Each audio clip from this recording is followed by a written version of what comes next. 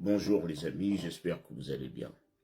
Ici aux États-Unis, il y a quelque chose qui m'a sérieusement étouffé et malgré tous les efforts, je n'ai pas pu renverser la tendance, je n'ai pas pu changer cette chose-là.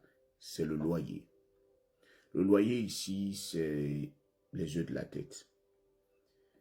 Et le loyer a beaucoup de conditions, beaucoup de conditions. En fait, tout ici, c'est l'argent. Tout tourne autour de l'argent. Vous allez voir qu'un appartement de 2 chambres que vous prenez à 1300 $, vous décidez de louer un appartement aujourd'hui. Vous commencez aujourd'hui à 1300 $.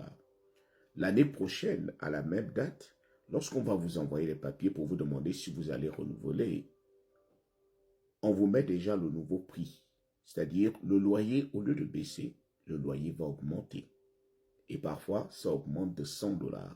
D'autres, pour certains, ça augmente de 150 $. Et il va en être ainsi toutes les années où vous allez rester au même endroit. Le loyer va augmenter. Il va augmenter.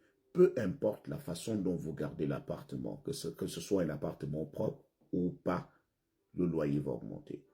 D'ailleurs, le bailleur ou la bailleresse ne passera jamais dans votre appartement pour vérifier si l'appartement est bien entretenu, sauf si il y a problème. C'est-à-dire, ils vous laissent dans votre intimité. Ils ne viendront pas cogner pour dire qu'on veut vérifier si vous gardez l'appartement propre. Le seul jour où ils seront capables, où ils viendront vérifier, c'est lorsque vous décidez de partir. Là, ils viendront vérifier au peigne fin.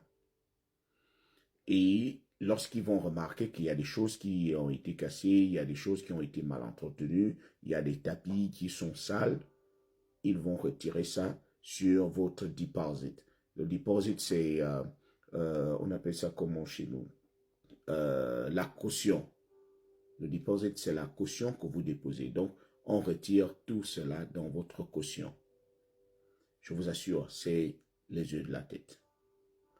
Et lorsque vous payez, s'il arrive même encore que vous payez en retard, vous aurez des frais. Il y aura de l'argent qui sera ajouté dans votre loyer. Par exemple, si vous êtes censé payer tous les premiers du mois, vous, au lieu de déposer le premier du mois, vous arrivez au 5.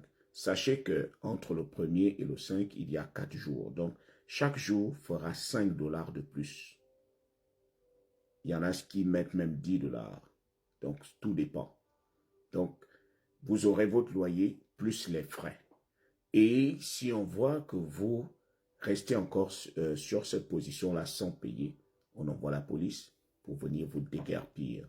Et une fois qu'on vous chasse, je vous assure, vous rentrez dans le site des incapables.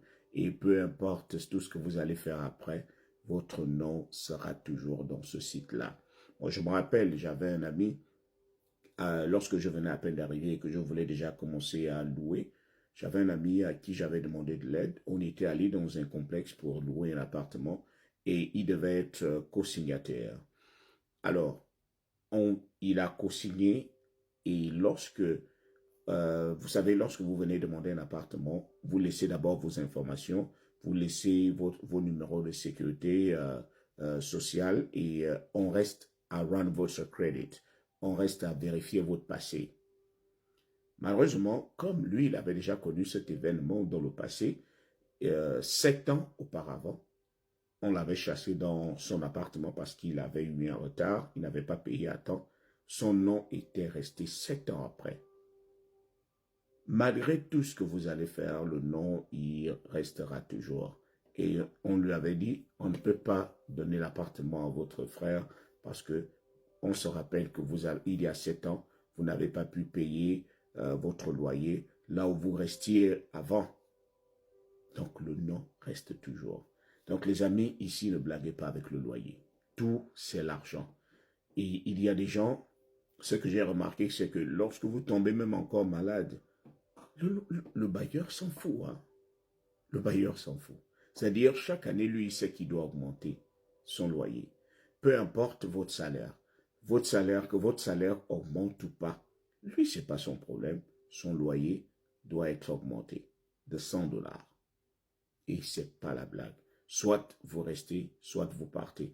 Et si, bien avant que vous ne renouveliez votre contrat de bail, on vous envoie les papiers pour dire, regardez ce que vous allez payer si vous allez renouveler. Et si vous ne voulez pas renouveler, prévenez-nous à temps, pas en retard. Si vous prévenez à temps, on vous prend de l'argent. Et si vous ne voulez pas rester 1 an, parce qu'il y a des contrats de 1 an, il y a aussi un contrat de 7 mois. Donc, un contrat de 7 mois, elle va vous afficher la somme qu'il faut payer si vous devriez rester là rien que pour 7 mois. Et ce n'est pas la joie.